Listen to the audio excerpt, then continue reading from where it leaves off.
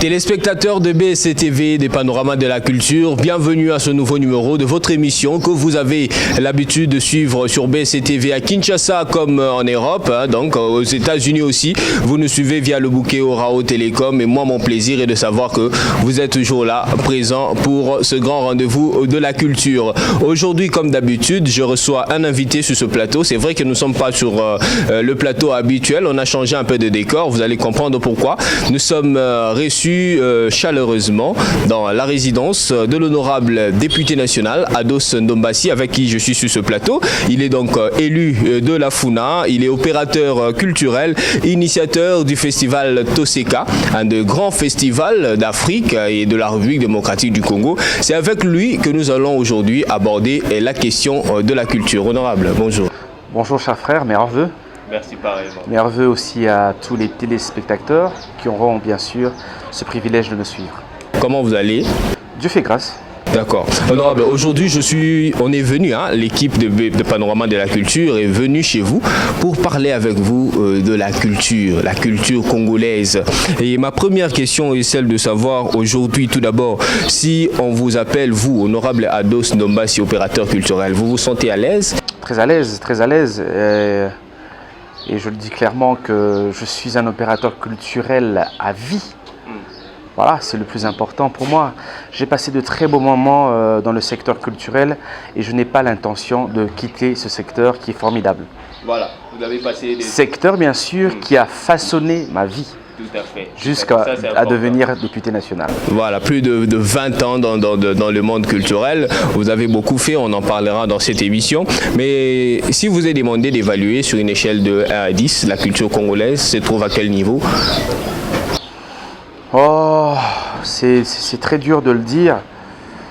Peut-être qu'on est resté sur le niveau 1. Que sur le niveau 1. Depuis tout ce temps, après 60 ans. Oui, tout à fait. Je pense qu'au niveau 1, parce que pour parler de culture, il faut réellement aussi investir dans ce secteur culturel. Et malheureusement, l'État congolais n'investit pas dans le secteur culturel. Donc vous avez un potentiel culturel, mais qui malheureusement n'est pas entretenu. Et entretenir, bien sûr, ce potentiel culturel demande la construction de certaines infrastructures. Des salles de cinéma, des salles de théâtre, des musées nationaux, des bibliothèques. Bref, aujourd'hui, la logistique, les infrastructures culturelles, malheureusement, ne suivent pas le talent, le potentiel culturel qui existe en République démocratique du Congo. C'est pour ça que je passe le chiffre 1. Voilà. Voilà. La logistique ne suit pas le potentiel culturel que nous avons ici au pays. Mais honorable, qu'est-ce qui peut être à la base de ce blocage jusqu'à aujourd'hui, 60 ans après que les Belges, les colons nous ont laissé le pays et nous ont laissé nous-mêmes nous gérer. 60 ans après, nous sommes qu'au niveau 1 sur le plan culturel. Qu'est-ce qui bloque? C'est parce que nous n'avons pas compris l'importance de la culture, malheureusement. Vous savez, quand on investit dans la culture, on investit dans l'humain. La culture construit l'homme. La culture affirme l'homme. Aujourd'hui, malheureusement, notre culture est tellement délaissée qu'elle reçoit des minables financements qui viennent de certaines structures extérieures. Des minables financements. Des minables financements. C'est-à-dire, vous allez voir, c'est le Centre culturel français qui va financer. C'est Wallonie-Bruxelles qui va financer. Mais c'était à nous d'investir dans notre secteur culturel. La culture, c'est notre sang. Et ce n'est pas le rôle de l'Institut français à venir financer, à venir appuyer notre culture. Vous avez déjà vu les États-Unis appuyer, soutenir la culture française? Non. Cher ami, il est temps de construire l'homme congolais. La culture nous apporte aussi un divertissement sain. Je prends un petit exemple. Je vous pose une question. C'est quoi le divertissement de la jeunesse congolaise aujourd'hui? Aujourd'hui, on a le Paris-Foot. On a les bars, beaucoup de bars, les boîtes de nuit, l'impudicité, Agene, l'Otoko, les drogues. Mais c'était à l'État de structurer cet univers pour la jeunesse en construisant des musées nationaux. Il y a un musée qui vient d'être construit, qui a malheureusement été financé par la Corée du Sud. 20 millions de dollars. Donc pour avoir un bâtisse élégant dans ce pays, il faut que ce soit une aide extérieure. Le Palais du Peuple a été construit par la Chine, un cadeau chinois. Le Stade des Martyrs, un cadeau chinois. Donc, Nous sommes un peuple qui ne vit que des cadeaux. Qui ne vit que des dons. Alors, qui ne vit que des dons. Avec les dons. Et c'est pas possible, cher ami. Nous peuplerons ton sol et nous assurerons ta grandeur. Nous avons peuplé le Congo, mais est-ce que nous assurons la grandeur? Pas du tout. Pas du tout. Il nous faut des bibliothèques pour nos jeunes, pour la jeunesse. Il nous faut des cinémas pour cette jeunesse. Il nous faut des salles de spectacle, des salles d'exposition, des opéras. Il faut nourrir l'esprit congolais. Et cela est très important. Et si, aujourd'hui, on investit dans le secteur culturel, et là, on pourra déjà commencer à parler de grandeur. D'accord. Mais vous avez parlé tout à l'heure là du musée qui est au niveau du boulevard Triomphal ici à Kinshasa. Un musée qui est de moins en moins visité parce que moi j'y étais il y a quelques jours. J'ai constaté qu'il y avait de moins en moins de la fréquentation, surtout les jeunes n'y vont pas du tout. Presque pas parce que certaines, c'est vrai, j'ai vu quelques jeunes. Mais par rapport au nombre de jeunes qu'il y a ici à Kinshasa, apparemment, les gens n'y vont pas. Est-ce que ce n'est pas un problème d'homme? C'est peut-être pas parce que le Congolais, les Kinois ne se connaissent pas, non, ne connaissent pas la valeur de sa culture? Je pense qu'il est important de faire de la promotion, cher ami. Les gens ne connaissent pas ce que c'est qu'un musée. Il faut parler. On n'a pas cette culture. Donc aujourd'hui, il faut faire un travail promotionnel avec objectif d'expliquer le musée, de demander aux Congolais de venir à la rencontre de leur culture. Parce que c'est ça le rôle du musée. C'est parler de nous, parler de nos ancêtres, de ce que nous sommes. Et il faut faire ce travail promotionnel qui, bien sûr, permettra demain aux Congolais d'approcher un musée. Voilà. Voilà. Il faut donc faire ce travail-là de la promotion, comme vient de le dire si bien l'honorable Ados Ndombasi, opérateur culturel, avec qui nous sommes sur ce plateau. Mais, honorable, je peux savoir, les téléspectateurs peuvent savoir quelle est l'idée première qui vous a motivé, vous, de quitter, hein, entre guillemets, la sphère culturelle pour aller dans la politique. Non, je n'ai pas quitté la sphère culturelle. Je ne peux pas quitter, je vous l'ai dit. Je suis toujours dans le secteur culturel et même au niveau du Parlement, je me bats pour faire opter la loi sur la politique culturelle, pour organiser bien sûr le secteur culturel et pourquoi pas une politique aussi sur le tourisme en République démocratique du Congo. Donc je n'ai pas quitté le secteur culturel. Mais si je me suis avancé vers la politique, c'est parce que j'ai compris, cher ami, que tout en République démocratique du Congo était politique. Mais quand j'ai vu aussi le malheur qui frappait notre pays, la famine, l'insécurité au pays, l'insécurité alimentaire, les problèmes de santé, les problèmes d'infrastructure routière, je dis, si j'ai été capable de réhabiliter le théâtre de Verdure, un lieu qui appartenait à l'État congolais, je l'ai fait en tant que privé, je pense que si j'intègre le monde politique, je pourrais apporter aussi ma touche pour changer la République démocratique du Congo. Entrer en politique, c'était d'abord un sentiment de déception. C'est parce que les choses n'avançaient pas. Et nous intégrons le monde politique pour permettre, bien sûr, à faire avancer la RDC. Mais beaucoup des Kinois se posent la question de savoir comment est-ce que vous allez faire cela parce que à l'Assemblée nationale, en tant que député élu du peuple, élu de Kinshasa, vous devez normalement prendre la parole sur le perchoir. Mais avec votre combinaison, n'est-ce pas difficile que vos électeurs puissent vous voir un jour? Non, mais je prends parole, je vais vous envoyer des images, je prends parole. C'est vrai, des fois, je place qu'une cravate et je mets... La combinaison n'est pas autorisée. J'aimerais vous dire une chose, cher ami. Vous savez, quand j'ai intégré le monde politique, j'ai d'abord essayé de faire une analyse, de comprendre où se trouve le mal. Et j'ai compris que le mal se trouvait dans le cœur du politicien congolais. J'ai l'impression qu'aujourd'hui, même le costume est la symbolique de notre égoïsme. Ah bon? Vous vous habillez en costume, mais dehors de chez vous, il n'y a pas de route. Dehors de chez vous, les caniveaux sont pleins. Vous avez une ville sale, mais vous êtes fier d'arborer un costume.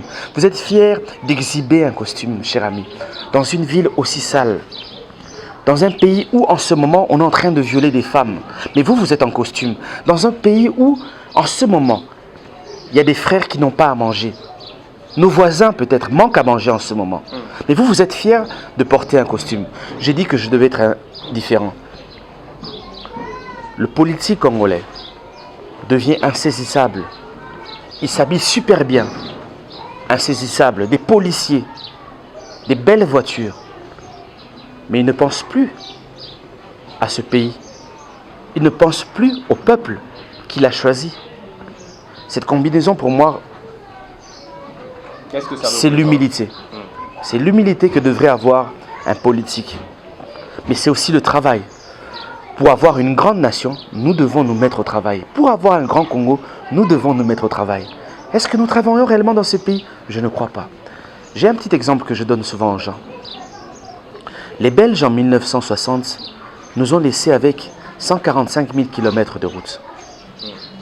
À ce jour, 61 ans après, nous n'avons construit que 8 000 km de route. Et dans quel état ces routes sont?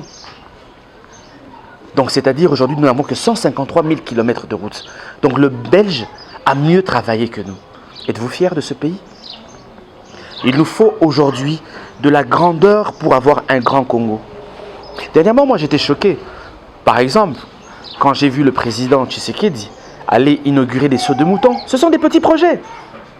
Quand est-ce que nous allons construire des routes, quitter Kinshasa en passant par Mbuji-Mayi jusqu'à Lubumbashi?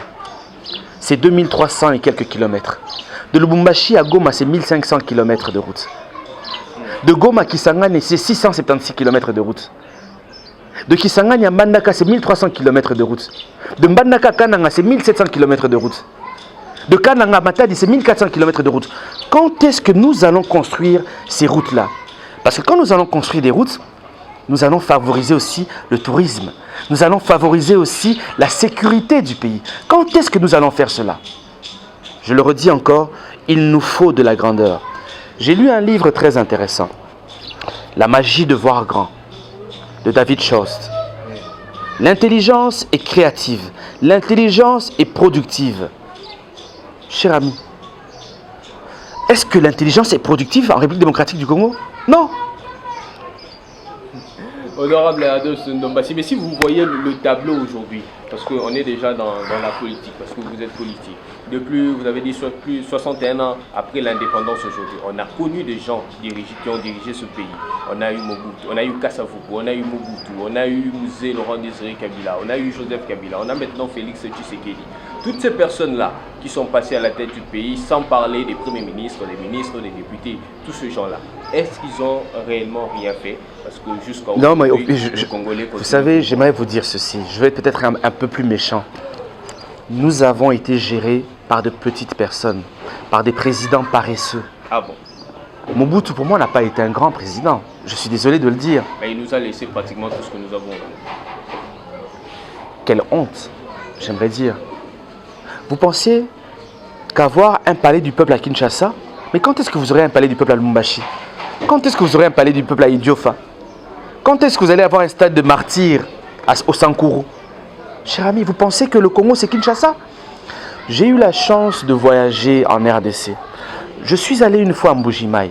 J'ai vu la misère, j'ai palpé la misère de mes yeux. À la descente de l'avion, des enfants qui crient « On a faim, Nzala, Nzala ». J'ai vu ça. Je suis allé vers Bukavu.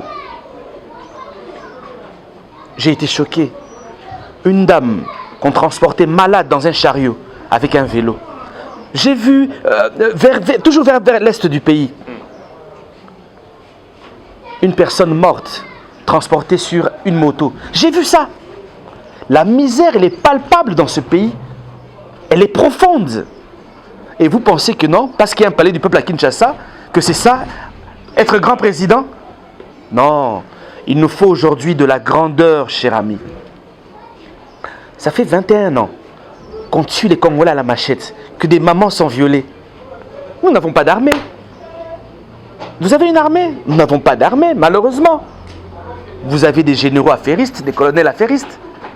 La grandeur d'un pays se mesure aussi par la force de son armée. Voilà. Mais notre armée, c'est en Afrique. Elle est? 5e en Afrique. Non, c'est du mensonge, totalement du mensonge. Je pense qu'on est la dernière. Vous pensez Expliquez-moi, s'il vous plaît, s'il vous plaît. L'armée a pour rôle de sécuriser les frontières et de défendre l'intégrité territoriale du pays, défendre les Congolais. Vous avez appris qu'il y a des millions de Congolais qui sont morts depuis 21 ans. Et vous me parlez qu'on a une armée. On n'a pas d'armée, cher ami. On n'a pas d'armée. Vous savez, nous avons à peu près 10 200 km de frontières à sécuriser. Nous avons 9 voisins. Vous devez savoir que nous n'avons pas seulement que des étendues terrestres. Il y a aussi de l'eau qui nous sépare avec nos voisins. Quand vous allez vers l'est du pays, le lac Mouero nous sépare avec la Zambie. Donc il faut avoir une force navale forte aussi. Vous montez, le lac Tanganyika nous sépare avec la Tanzanie. Le lac Kivu nous sépare avec le Rwanda. Le lac Albert, le lac Eldouard nous sépare avec l'Ouganda. Vous remontez en haut, la rivière Ubangi nous sépare avec la Centrafrique et le Congo-Brazzaville. Le fleuve Congo nous sépare avec le Congo-Brazzaville. Comment on l'appelle? L'océan nous sépare avec l'Angola. Mes chers amis, avez-vous déjà vu une force navale dans ce pays? Il n'y a pas.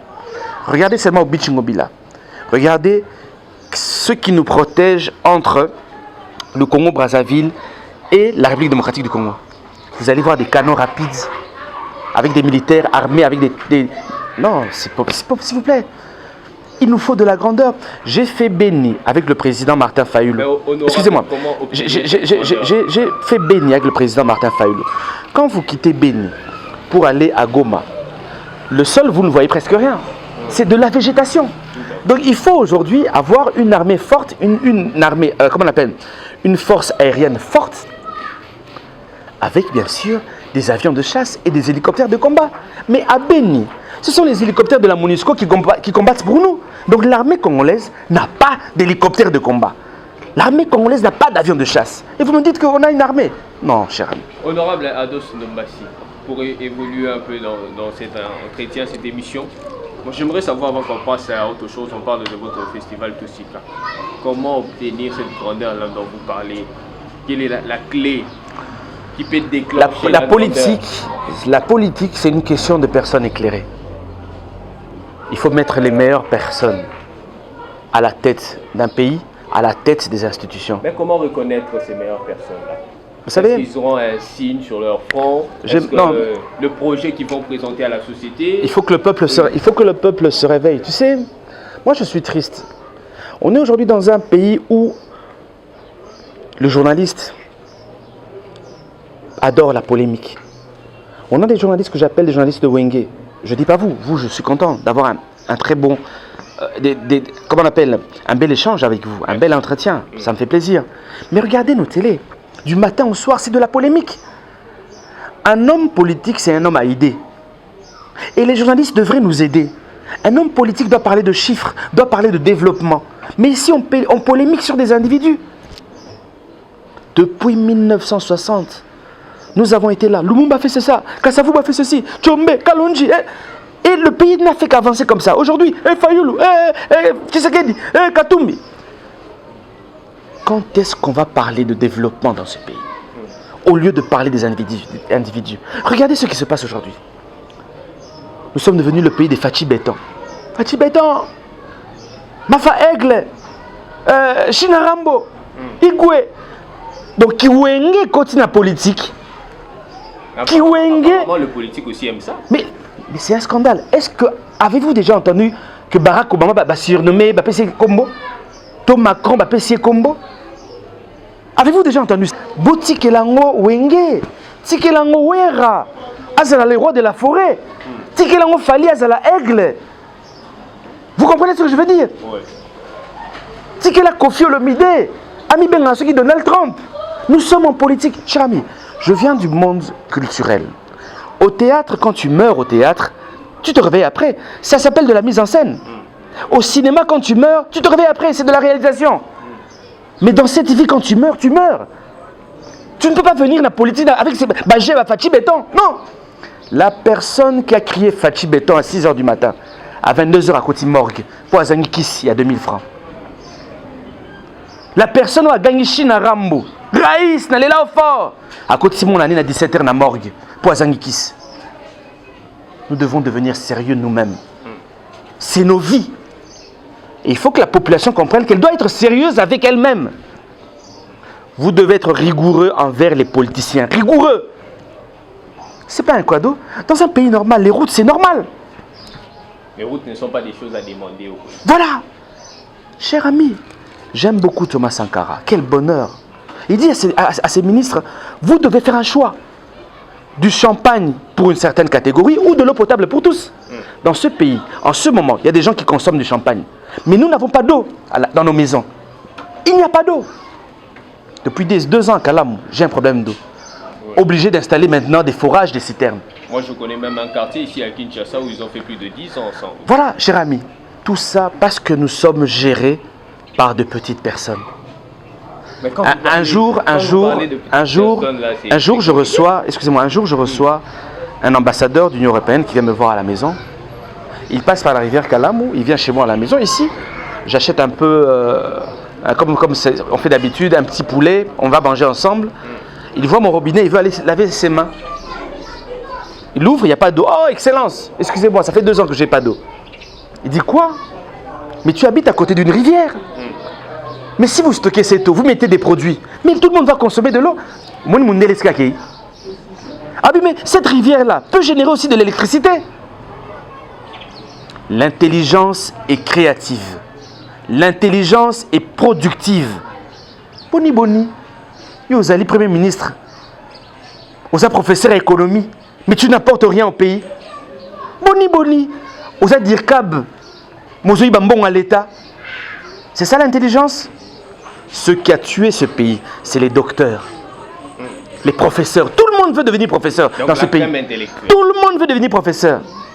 Mais aussi les pasteurs nous ont tués. Et qui amènent les gens vers le royaume des dieux. Qui peuvent tuer les gens. Pour moi, j'aimerais vous dire une chose. Oui. Vous devez savoir ceci. Le premier paradis du Congolais, c'est d'abord le Congo. Ah bon? C'est pas le, non, mais je vous dis, c'est pas le ciel. Non. Cher ami, nous devons vivre sur cette terre. On n'est pas venu accompagner les gens. Tu as 14 ans. Oh, t'es là, Lola. Non, Lola, il faut d'abord que je bénéficie des richesses de ce pays. Les Français ont fait de la France un paradis. Ils ont travaillé. Ils ont un cerveau comme nous, ils ont des muscles comme nous. Qu'est-ce qui manque aujourd'hui à nous Congolais de faire de la République démocratique du Congo un paradis? C'est parce que les pasteurs ne sont là qu'à nous prêcher le ciel, qu'ils nous prêchent le travail pour ce Congo. Et vous allez voir, nous allons commencer à travailler. Ceux qui ont tué ce pays, les politiciens, les journalistes. Je vous ai dit, de la polémique. De 8h à 10h, vous recevez un député provincial qui est là à insulter pendant 1 heure. Et on dit que c'est ça la polémique. Donc, mission est à côté du Parlement qu'on finit à battre. D'accord, merci beaucoup. Heureusement pour nous, chez nous, c'est les idées quand vous êtes en train de suivre religieusement l'honorable Ados Ndombasi en train de parler avec son âme des Congolais, son âme des députés nationaux, son âme des Kinois. Et j'espère que ça vous touche. Ce qu'il dit, si c'est important et essentiel, prenez le bon côté. Alors, honorable, on va parler maintenant. Regardez le nombre des églises que nous avons dans ce pays. Sur une seule avenue ici, j'en ai 7 églises. Mais qui m'ont ma baie, ils en arrêtent à Congolais. 7 églises. Et partout, c'est comme ça. Vous priez où, honorable, avant de passer? Je suis à la borne. Mon pasteur s'appelle le pasteur Kali. Mais la borne aussi, il y a beaucoup d'extensions dans le cas. Je suis à la borne. C'est une grande église qui, bien sûr, est installée à Bandal. D'accord, mais là-bas, quand même, on apprend aux gens à travailler. Je vous dis, je suis ravi. Quand mon pasteur nous parle du Congo, je suis ravi. Et je pense qu'aujourd'hui, il faut que ce discours s'installe dans la bouche des pasteurs, des évangélistes, des prophètes. Travaillons pour faire du Congo une grande nation. Vous savez, aux États-Unis, il y a aussi beaucoup d'églises, mais eux, ils bossent. Ici, on ne travaille pas, malheureusement. Voilà un peu aussi le sens de mon avis. On va chuter avec le festival Toseka. Comme je l'ai dit tout au début là, un de grands festivals du continent. Ouais. Mais aujourd'hui, honorable, où est-ce que nous en sommes avec, vous savez, Toseka, nous avons fait 6 éditions de Toseka. Vous savez, Toseka, c'est plus d'1 million de dollars pour l'organiser. 800 000 à 1 million de dollars, c'est énorme. Quand vous n'êtes pas soutenu par le gouvernement, c'est quasiment impossible d'évoluer. On a essayé de tenir le coup pendant 6 éditions, mais c'est chaud. Ça a été compliqué pour nous. On va essayer de relancer. L'idéal aujourd'hui, c'est que Toseka devait être porté par le gouvernement congolais, un peu comme le FESPAM à Brazzaville. C'est le Congo-Brazza qui soutient le FESPAM à 100%. Vous avez le FITEB au Bénin, le Festival de théâtre au Bénin, soutenu par le gouvernement béninois. Le Massa en Côte d'Ivoire, soutenu à 80% par les Ivoiriens. Le Festival de Cannes en France, soutenu par le gouvernement français. Bref, un grand événement comme ce Toseka doit être soutenu par le gouvernement central. Voilà. Merci beaucoup. Les messages est très bien passé. Mais nous allons essayer de le relancer cette année. Que Dieu nous prête. Parce que la culture des gens dans notre pays déjà est malade et de priver de Toseka, ça va encore tuer encore très bien la culture congolaise. Voilà, je vais donner un dernier message en tout cas à mon invité avant de nous dire au revoir parce que nous sommes que Dieu nous garde, que Dieu nous garde, que Dieu nous protège. Mon numéro de téléphone c'est le 099 99 11 972. Vous pouvez m'écrire sur WhatsApp, je réponds toujours. 099 99 11 972. Donc 099 99 11 972, c'est le numéro de votre député national, Ados Numbasi. Écrivez-moi sur WhatsApp, je réponds toujours. Dès qu'il y a un problème d'infrastructure chez vous, nous allons dénoncer, comme je l'avais fait bien sûr dans mon clip de campagne. Du bonheur chez vous, que 2021 soit meilleur pour vous tous, que Dieu vous bénisse. Et merci bien sûr aux techniciens qui sont là. Je les souhaite aussi les vœux les meilleurs pour cette année 2021. Merci beaucoup. Voilà, merci. Nous les gens de la Funa, parce que moi je suis de Bandal. Bandal c'est... Est-ce que vous votez là? Mais le vote est secret. Mais quand même, on est fiers de vous avoir comme élu. Merci beaucoup. Funa. Et dès qu'on a un problème, on viendra chez l'honorable. Pas de souci. Merci à vous de nous avoir suivis dans le monde entier. En tout cas, partout où vous êtes, en France, en Belgique, aux États-Unis, au Congo, Brazzaville. Merci d'avoir suivi Panorama de la Culture. C'est votre rendez-vous de chaque mercredi à 18h sur BSC TV. Nous sommes donc à Kinshasa, mais sur Easy TV et les autres bouquets, vous pouvez nous suivre. Merci au DT Patrick Komba qui était derrière les caméras, Générose Sengo, Alpha Kando, le Junior Kando à la régie et Josué Kalaba, c'est moi. On se retrouve la fois prochaine pour un nouveau numéro de Panorama de la Culture. Portez-vous bien. Merci et au revoir. Merci.